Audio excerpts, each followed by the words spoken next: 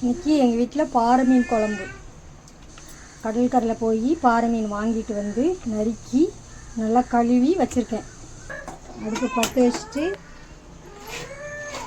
கடலெண்ணெய், இப்போது அதில் சின்ன வெங்காயம், அப்புறம் தக்காளி போட்டு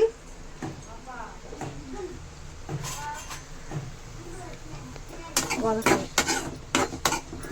இது கொஞ்சம் வதங்கின பின்னாடி தேங்காயும் போட்டு வதக்கணும். எங்கள் வீட்டில் மட்டன் சூப் வச்சேன், ஆனால் இன்னொரு நாளைக்கு மட்டன் சூப் எப்படி வைக்கணும்னு வீடியோ போடுறேன், சரியா?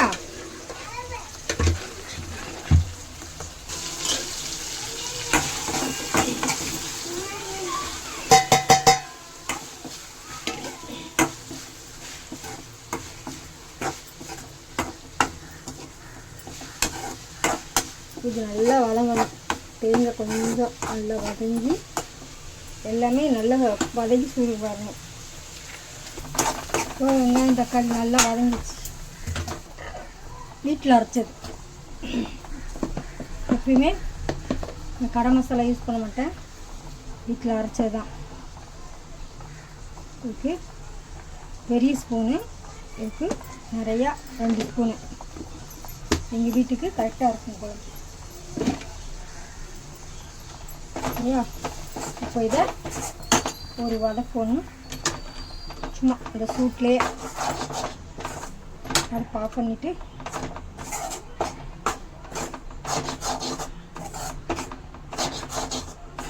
சட்டி சூட்லேயே அப்படியே வதக்கணும். எப்பயுமே மீன் குழம்புக்கு இந்த மாதிரி அகலமான சட்டி இருந்தால் தான் மீனெல்லாம் உடையாமல் நல்லாயிருக்கும். வச்சு வச்சுட்டு அது சூடாகட்டு. இந்த மசாலையை அந்த ஃபேனில் ஆற வச்சுருவேன். சட்டி சூடாகிட்டு இதில் ஒரு 100 கிராம் எண்ணெய் ஊற்றிருக்கேன். சின்ன வெங்காயம், பூண்டு, இதில் கடுகுளுந்து போடும், சோம்பு கொஞ்சம், இது கொஞ்சம், இது கருவேப்பிலை. கடுகு வெடிக்கையும் நல்லா வெடிக்கட்டும். இப்போ கருவேப்பிலை, அதுக்கப்புறம் பூண்டை போட்டு கரண்டி வச்சு யூஸ் பண்ணுவோம். அதுக்கப்புறம் வைக்கலாம். இப்போது சின்ன வெங்காயம்,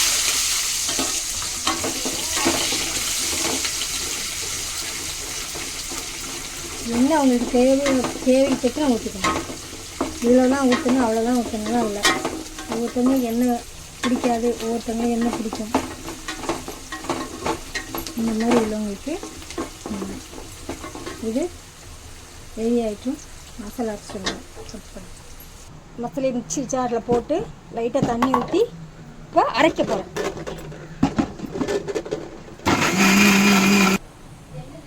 சூப்பராக மசாலா ரெடி ஆகிடும்.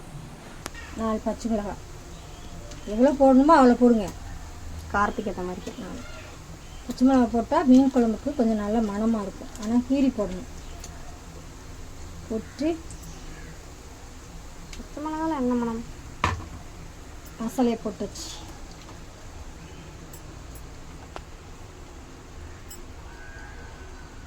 தனித்தனியாக வதக்கி, தனித்தனியாக பண்ணுறதுக்கு இந்த மாதிரி வதக்கி ஒரே இதை வச்சோம்னா ஈஸியாக வேலை முடிஞ்சிடும். இது கொஞ்சம் அடுப்பில் கடந்து முழங்கட்டும். அதுக்குள்ள கொஞ்சம் புளி ஊறப்பட்டு ஒரு 50 புளி,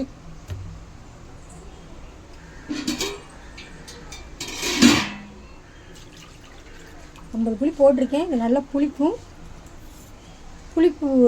கொஞ்சம் பாதி கரைச்சி ஊற்றிட்டு புளிப்பு தேவைக்கு ஊற்றிட்டு எடுத்து வச்சிடணும்.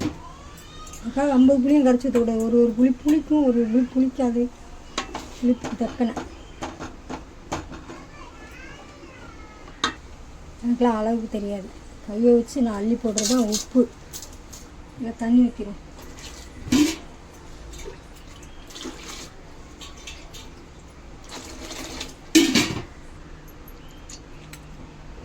தண்ணி ஊற்றிட்டு புளி கரைச்சி வைக்கிறோம்.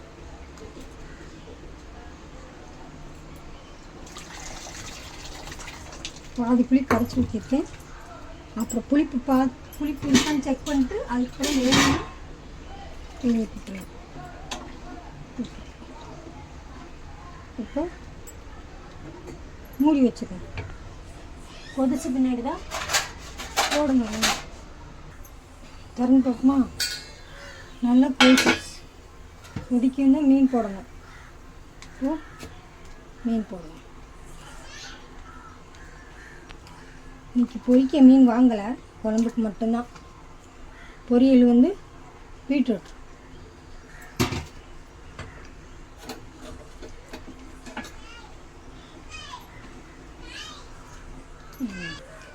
இப்பெல்லாம் கரெக்டாக இருக்குது. மீன் மட்டும் காணாது.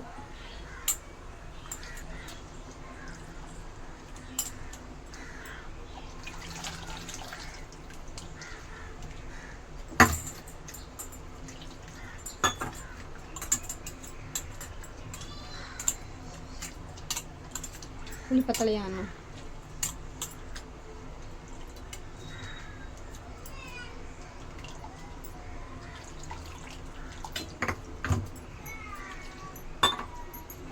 மூடி வச்சுருவேன். மூடிக்கிட்டு ஓப்பன் பண்ண போகிறேன். நல்லா கொதிக்கு. இந்த மாதிரி கரண்டிஸ் பண்ணால் மீன் உடையாமல் இருக்கும். லாஸ்ட்டாக நம்ம கரண்டி வச்சு குழம்பு ஊற்றிக்கணும்.